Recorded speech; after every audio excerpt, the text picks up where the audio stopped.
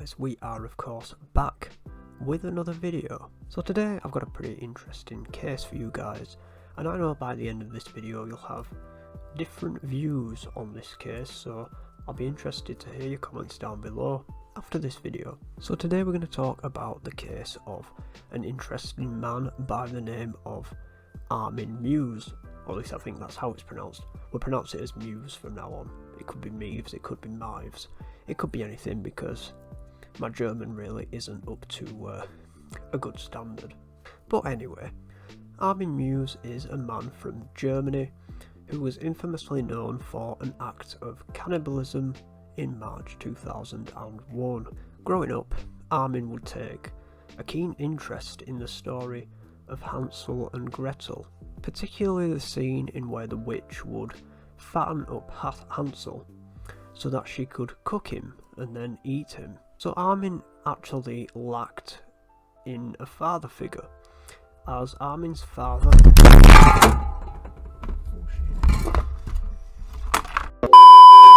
Now Armin actually lacked in a father figure, as his father actually left home when he was just 8 years old. In this time, Armin would create an imaginary friend whom he would name Frankie. This is where Armin's cannibalistic thoughts would first come in, as he'd talk about these thoughts with Frankie. Frankie was a friend to Armin, and Frankie would always listen to him.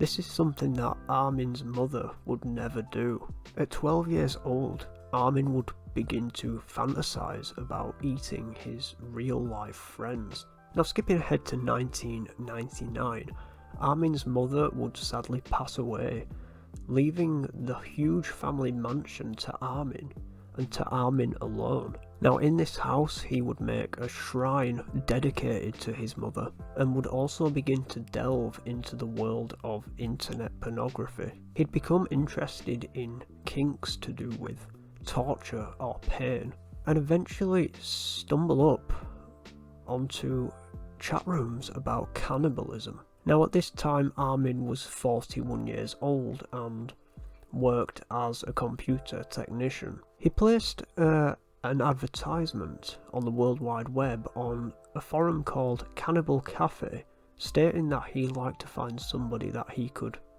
kill and consume. Now, this would prove successful, as a 43-year-old man by the name of Bernd Jürgen Brands would reply to this advertisement and state that he wanted to be the one that Armin would kill and eat.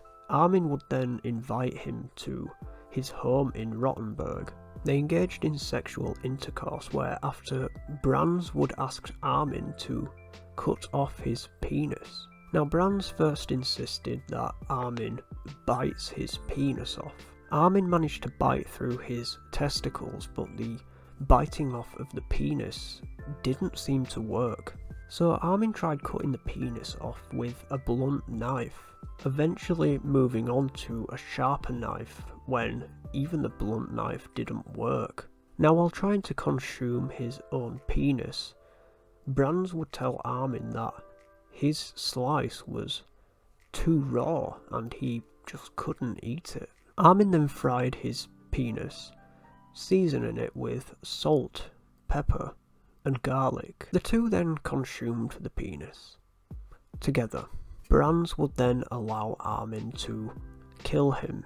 Armin stabbed Brands several times in the neck, cut him up, and then stored his body in the freezer to save him for later. Now, this would all actually be taped, but it's never been publicly released, nor do I imagine that it ever will be. Armin left Brands to bleed out in a bathtub, where he would supply him with a constant supply of alcohol and painkillers. After this, Armin would proceed to post another advertisement for another meal. Now, Armin was arrested in 2002, where he'd already consumed 20 kilograms of Brands' body. Now, the thing is, when this all kicked off, cannibalism wasn't actually illegal in Germany at the time, and Armin's case was actually the first case of cannibalism in Germany. Armin was convicted of killing on request and defiling a corpse, in which he got 8.5 years for the act in January 2004. However, in May 2006, that sentence was then changed to a life sentence. Since then, he's become known as the Rottenburg Cannibal, or Der Metzgermeister, which means the butcher, or the master butcher. While in jail, Armin has become a vegetarian.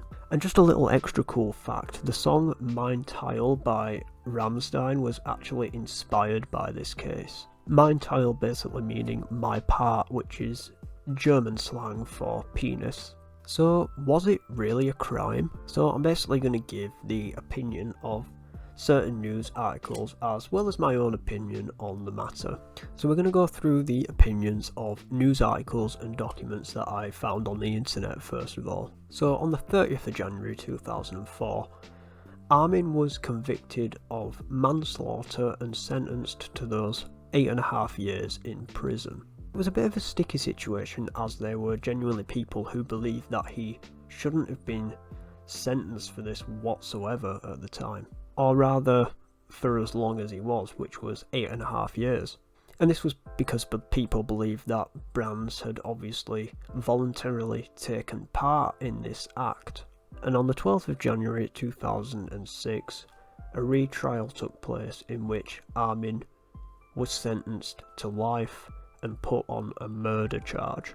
He was sentenced to life as the court believed that Brands couldn't make any clear decisions at the time, as he'd consumed a large amount of alcohol and painkillers to numb the pain from his penis removal. So we're going to move on to my opinion about this whole thing and just conclude this whole thing basically. So I'm not going to base my opinion on one side or the other side. I'm not going to say that it was wrong, I'm not going to say that it was right, but I'm rather going to give two separate sides to this situation overall.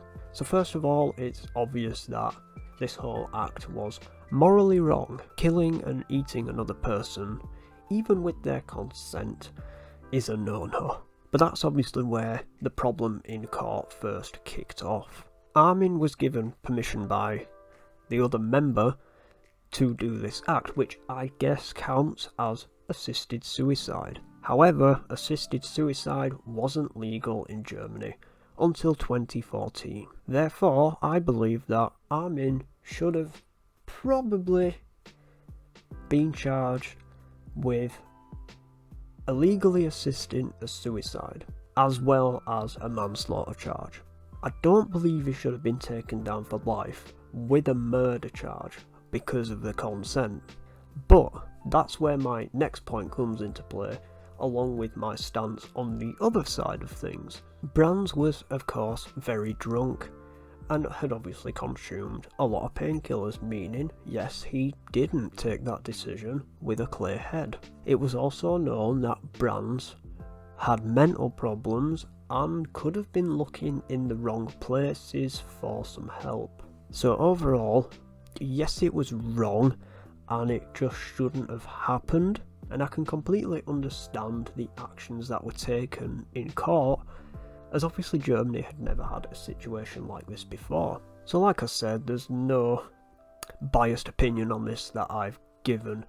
I've done 2 points and I think that's really enough, and that's basically it for this whole case. So there we have it.